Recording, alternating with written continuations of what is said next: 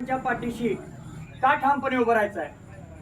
मनोज दादांचा प्रामाणिकपणा, समाजावरच्या प्रत्येक बांधवावरती त्यांचं प्रेम, समाजासोबत निष्ठा. फक्त 2 मिनिटात मी तुम्हाला आपल्या जवळच्या जिल्ह्याचं तुम्हाला उदाहरण देतो. सगळेजण म्हणतात की मनोज दादा मॅनेज झाले, मनोज दादांनी अमुक पद घेतलं का, अमुक पैसे घेतले का. तर त्या हरामखोरांना मी सांगू इच्छितो की आपला समाज हा 6 कोटी आहे. 6 कोटीपैकी फक्त तुम्ही 2.5-3 कोटी लोक पकडा की आपण दादांना फक्त 100-100, 200 रुपये जरी गोळा करून दिले तर 600 कोटी रुपये होतात. आजवर समाजाचा पैसा खर्च झालाय तो 10,000 ते 20,000 कोटीच्या घरात खर्च झालाय. मनोज दादांना पैसा गौण आहे. त्याचं एक जास्त उदाहरण, ताजं उदाहरण म्हणलं तर आपल्या लातूर जिल्ह्यातला रेणापूर तालुका. ज्यावेळेस आपण मुंबईला पदयात्रा ठरली होती, पदयात्रेला जायचं म्हणून, त्याच्या अगोदर दादांनी बऱ्याचशा कॉर्नर सभा घेतल्या. प्रत्येक तालुक्यात, प्रत्येक खेड्यात, प्रत्येक गावात, प्रत्येक वाड्यामध्ये सभा घेतल्या. अशातच रेणापूर तालुक्यातल्या लोकांनी दादांकडे गेलेली, त्यांनी सांगितलं की दादा आम्हाला तुमचा वेळ पाहिजे, आम्हाला तुमचा वेळ द्या. दादांनी वेळ दिला. त्या लोकांनी सभेसाठी पैसे गोळा करायला सुरुवात केली आणि त्या बांधवांनी जवळपास 35 लाख रुपये गोळा केले. 35 लाखातला खर्च हा केवळ सभेसाठी झालेला हा 10 लाख होता. 25 लाख शिल्लक राहिले. 25 लाख शिल्लक राहिल्यानंतर ज्या वेळेस आपण मुंबईला निघणार होतो त्यावेळेस ते 2 दिवस अगोदर दादांकडे आले. 17 तारखेला दादांकडे आले आणि ज्या घरामध्ये, ज्या भिंतीमध्ये जी गोष्ट घडली त्यावेळेस मी तिथं स्वतः होतो. ते शिष्टमंडळ तिथलं आलं. त्यांनी दादांना सांगितलं की दादा हे 25 लाख रुपये तुम्हाला आम्हाला द्यायचे. त्यावेळेस दादांनी त्या पैशाकडे बघितलं सुद्धा नाही आणि दादांनी सांगितलं की इथून पुढे हे पैशाचे प्रकार किंवा पैसे माझ्याकडे घेऊन यायचे नाहीत. एक काम करा, ज्या ज्या गावातून तुम्ही पैसे गोळा केले त्या गावातल्या लोकांसाठी तुम्ही गाड्या करा. त्या गाड्यामध्ये तांदूळ भरा, पीठ भरा, गहू भरा, पाण्याच्या बाटल्या भरा, त्यांना चहापत्ती द्या आणि त्या गाड्या मार्गस्थ करा मुंबईला येण्यासाठी. माझ्यासारख्या सर्वसामान्याला माणूस किती प्रामाणिक आहे त्याचं जागतं दुःख उदाहरण आहे. पण तुमच्या आमच्यासारखा जर त्या ठिकाणी असता तर 5-25 लाख रुपये घेऊन आपलं जे अमुक घर, गाडी, बंगला घेऊन रिकामा झाला असता. पण दादांना विचारणारं कोण आहे? त्या लोकांनी स्वतःहून खुशीनं ती लोक आलती द्यायला. दादांना घ्यायला अडचण नव्हती, त्या लोकांना द्यायला अडचण नव्हती. पण दारात सुद्धा त्या योद्ध्यानं आपल्या त्या पैशाला बघितलं सुद्धा नाही, हात सुद्धा लावला नाही. हा त्याचा पहिला प्रामाणिकपणा. दुसरी गोष्ट, जसं की प्रशांत भाऊनी सांगितलं की आज सुद्धा माणूस नागवाय, खरंच नागवाय. आज सुद्धा दादांच्या घरचे 200-250 रुपये, 300-400 रुपयांनी लोकांच्या शेतात रोजान जातात. आजपर्यंत दादांनी मला वाटत नाही की तेलाची पिशवी सुद्धा घरी दिली असेल. आणि त्या त्या माणसावर, त्या योद्ध्यावर हे वारंवार, हे जे राजकीय कुत्रे आहेत हे वारंवार टीका करत आले. त्याच्यामुळे मला आज त्यांच्यावर बोलावं लागतंय. वारंवार दादांवरती आरोप करणं, त्यांच्यावरती संशय घेणं, समाजामध्ये दुफळी निर्माण करणं. त्यामुळे आज मी थोडंसं त्यांच्यावरती बोलू इच्छितो.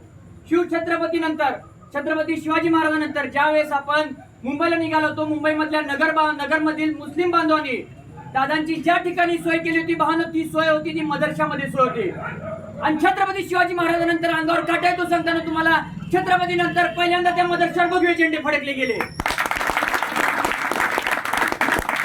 मग मुस्लिम बांधवांनी ज्या आपल्या मनोज दादांसाठी भगवे झेंडे फडकवले, आपल्या समाजाचा झेंडा फडकवला, ते झेंडे बघून जे राजकीय पिल्लावळाची कुत्री जी फडफड करतायत, दादांवरती बोलतायत, त्यांनी स्वतःच्या मनाला प्रश्न विचारावा की बाबा संघर्ष योद्धा हा खरंच कितपत प्रामाणिक आहे. बरीचशी मागून दारातून येणारे पिल्लावळ म्हणतात की जरांगे पाटील हे शरद पवारचा माणूस आहे. अरे शरद पवारचा कसा माणूस असू शकतो? ज्या वेळेस कालच्या 3 दिवसापूर्वी गेल्या आठवड्यात शरद पवारने एक भूमिका मांडली, 50% आरक्षण जे आहे त्याची मर्यादा वाढवावी, 75% पर्यंत न्यावी आणि 75% आरक्षण द्यावं. अरे तू 75 नाही, तू 100%ची मागणी कर. पण संघर्ष योद्ध्याची मागणी काय आहे? 50%च्या आतील ओबीसीतून आरक्षण मागतायत. मग मला सांगा, ज्यावेळेस जरांगे पाटील एक म्हणतायत की आम्हाला ओबीसी मधून आरक्षण द्या, शरद पवार म्हणतायत की 75%ची द्या, तर त्या हरामखोरांनी स्वतःच्या मनाला विचारलं पाहिजे की बाबा ही खरंच शरद पवारचा माणूस आहे का? ज्यावेळेस शरद पवार अंतरवाली देतात, हिरीदुरी एका, शरद पवार छक्का, ह्या घोषणा दिल्या जातात, त्यावेळेस तुम्हाला दिसलं नाही का की बाबा हा शरद पवारचा माणूस आहे? त्यानंतर एक त्यांचा म्हणतो की एकनाथ शिंदेचा माणूस आहे, एक काही दिवसांनी म्हणतो की ही भाजपचीच खिळी आहे. नेमका ह्यांचा पण दादाच्या प्रामाणिकपणामुळे, निष्ठेपणामुळे ह्यांना बी मेळ लागणा झालाय की बाबा ही माणूस नेमका हाय कुणाचा. पण त्यांना मी सांगू इच्छितो की मनोज दादा, संघर्ष योद्धा जरांगे पाटील फक्त आणि फक्त गरजवंतांचे. आणि आम्ही इथे समन्वयक मी थोडं दादांचा शब्द थोडं दुरुस्त करतो. आम्ही समन्वय किंवा आम्ही खूप दादांच्या जवळ आहे, दादांच्या संपर्कात असतो. दादा आम्हाला जवळ घेतात म्हणून आम्ही खूप दादांच्या जवळ आता अशातला भाग नाही. आपण सगळे मराठा सेवक म्हणून त्याच टेबलवरती आपल्यासोबत तोही माणूस आपल्याच टेबलवरती आहे, एका लेवलला आपण सगळे आहोत. दादा वारंवार म्हणतात की समाज माझा मालक आहे आणि खरंच आपल्यासारख्या गरजवंतांनी दादांना मालक मानलेला आहे. हे म्हणतात की दादांनी जरांगे पाटील एकट्या समाजाचा मालक नाही. अरे बाबा, जरांगे पाटील म्हणतच नाहीत, गरीब गरजवंतांनी त्यांना समाजाचा मालक मानलाय आणि सत्य परिस्थिती आहे. त्याच्यानंतर बरेचसे जण म्हणतात की जरांगे पाटील आमच्या फडणवीसांवर का वारंवार बोलतात. मला सांगा, 1.5 वर्षात 2 वर्षात 67 दिवस उपोषण झालं, 6 वेळेस उपोषण झालं, एकदा तरी फडणवीसची चक्कर आहे का? एकदा तरी कोणत्या भाजप नेत्यानं सांत्वन केलंय का? एकदा तरी त्यांच्या घरी जाऊन भेट दिली का? एकदा तरी तब्येतीची चौकशी केली आहे का? गाव पाड्या खेड्यातला बांधव तिथं जाऊन रडतो करतो, ह्यांच्यातला एक तरी हरामखोर तिथं दादांपाशी गेला का? की बाबा तुमची तब्येत कशी आहे, तुम्ही औषध पाणी घ्या, उपचार घ्या, दवाखान्यात तुम्ही कधी भेट घेतली आहे का? कधीच नाही. आणि त्याच्यामुळंच ह्या गोष्टीमुळे फक्त जरांगे पाटील सारखं फडणवीसांना बोलतात आणि सगळं जग जाहीर उघड आहे की आपल्याला विरोध करणारा फक्त आणि फक्त एकमेव आपल्या ती संस्कृती नसल्यामुळे मी सन्माननीय देवेंद्र फडणवीसजी म्हणतो.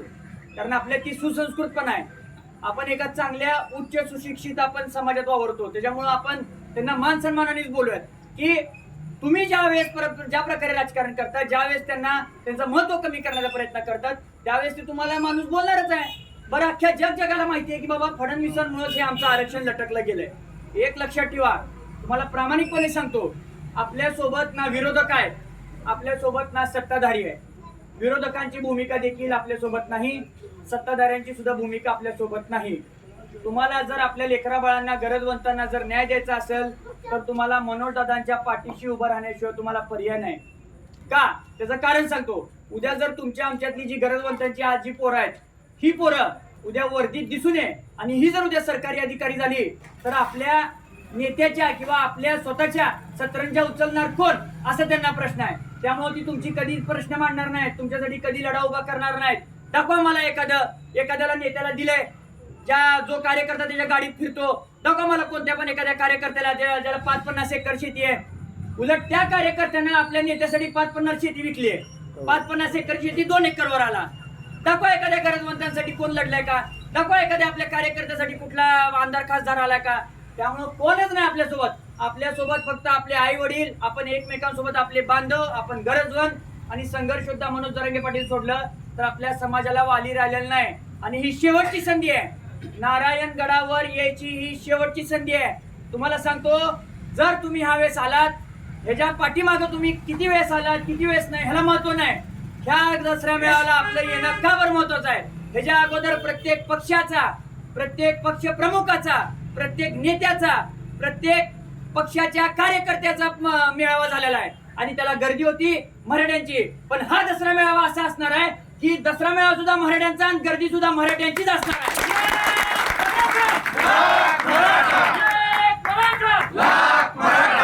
या सगळ्या एकंदरीत गोष्टी समजून घ्या.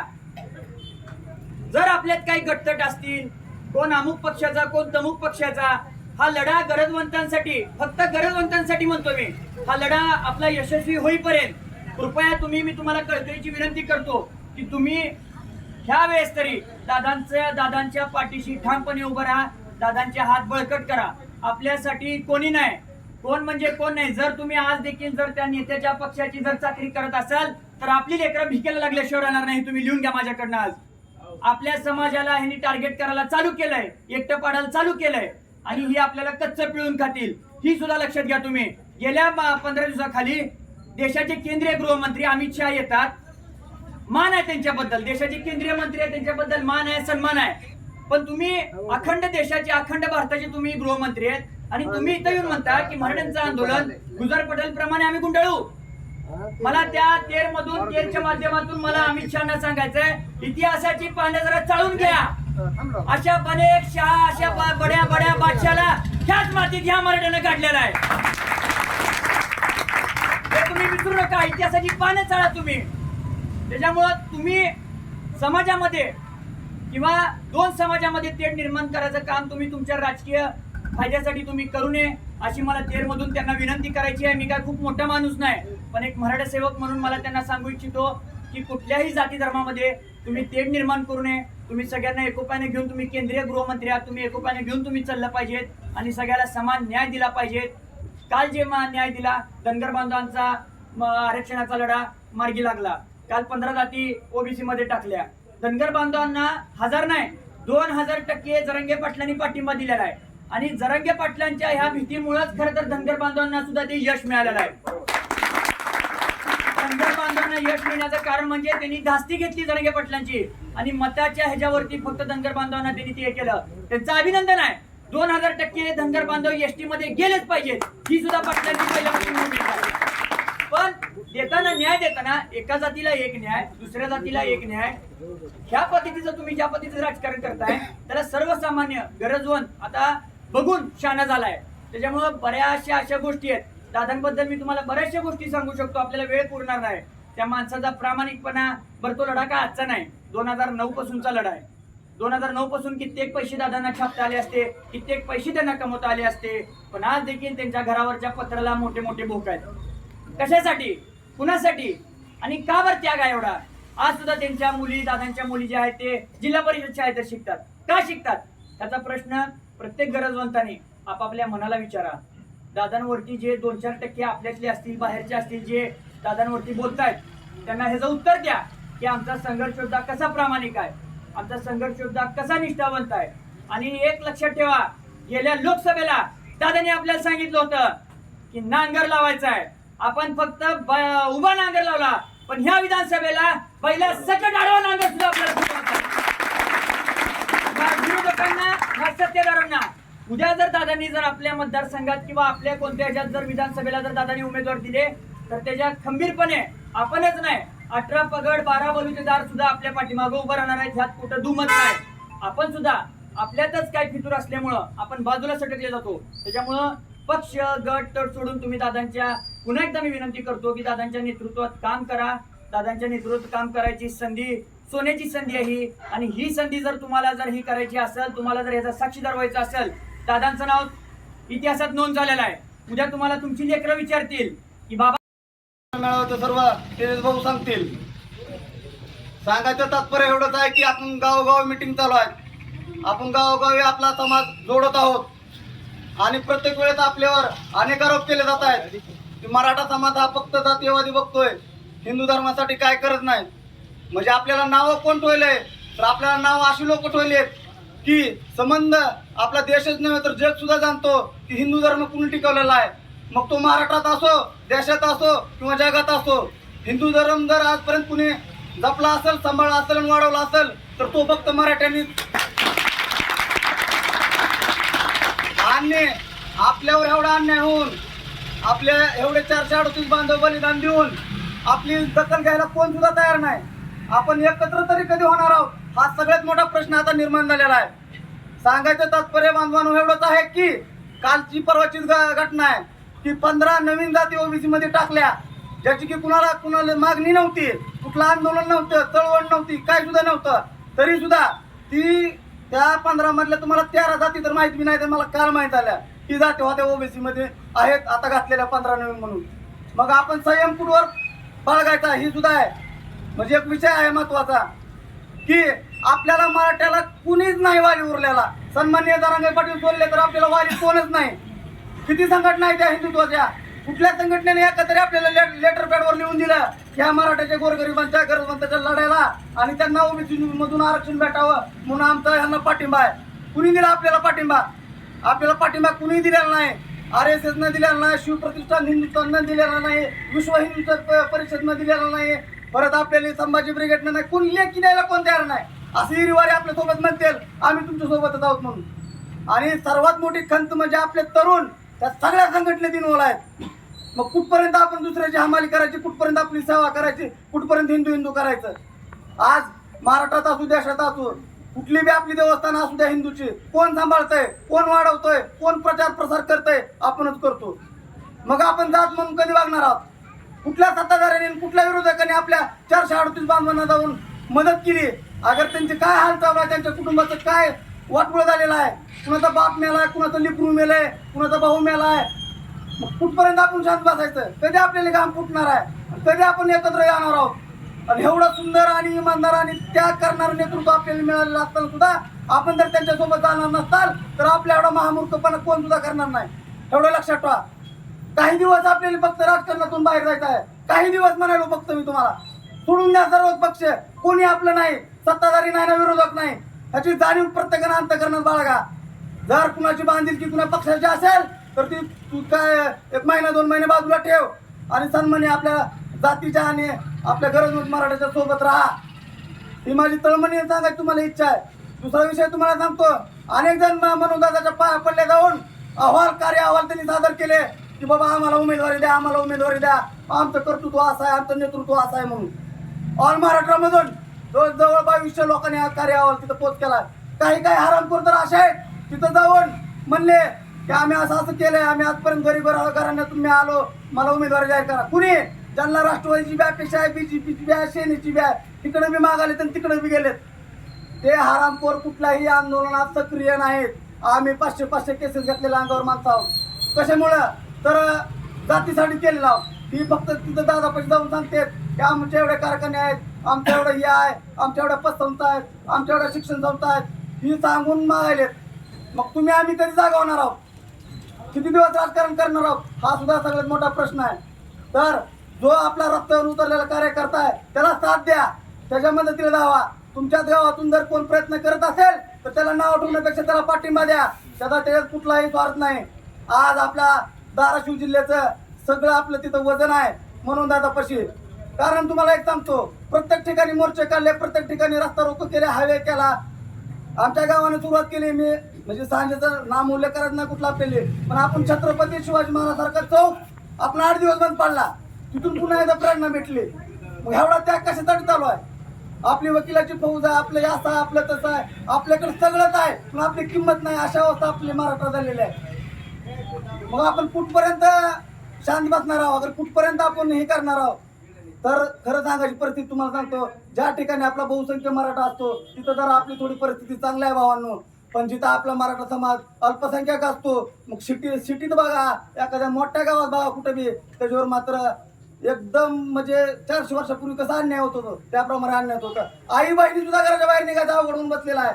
जिथं फक्त आपली संख्या जास्त आहे तिथं त्याची आपली जाणीव नाही, जिथं संख्या कमी आहे तिथं जाऊन तुम्ही बघा.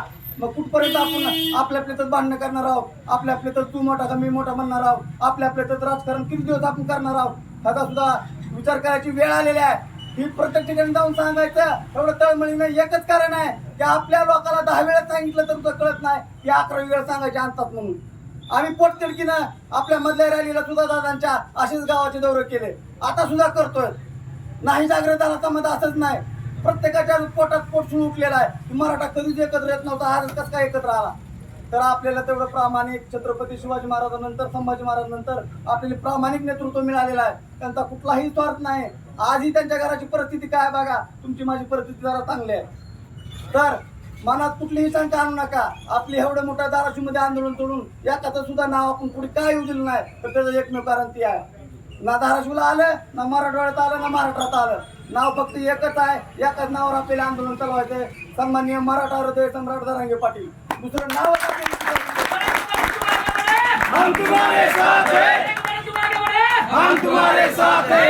सगळी तळमळी करणारी लेकर तुम्हाला सांगतो. तुम्हाला लबाड वाटेल, आपण फक्त शेतकरी आहोत, कष्टकरी आहोत, मजूर आहोत.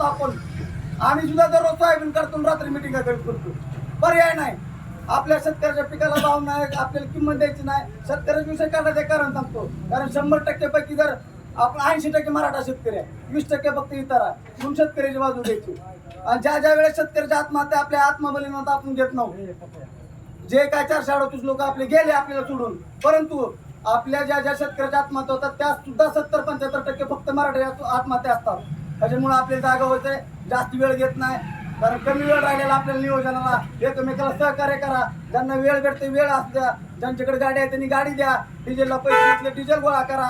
एखादा आपला माणूस थोडा चांगल्या परिस्थितीत असेल तर त्यानं 2-4 हजार रुपये 10,000 रुपये खर्च समाजासाठी, तरच आपला समाज इथून पुढे टिकणार आहे. आणि आपल्यापर्यंत जोपर्यंत जीव आहे तोपर्यंत आपल्याला मनोदादांना साथ द्यायची, एवढं मात्र लक्षात ठेवा. एवढं म्हणून मी थांबतो. जय जिजाऊ, जय शिवराय.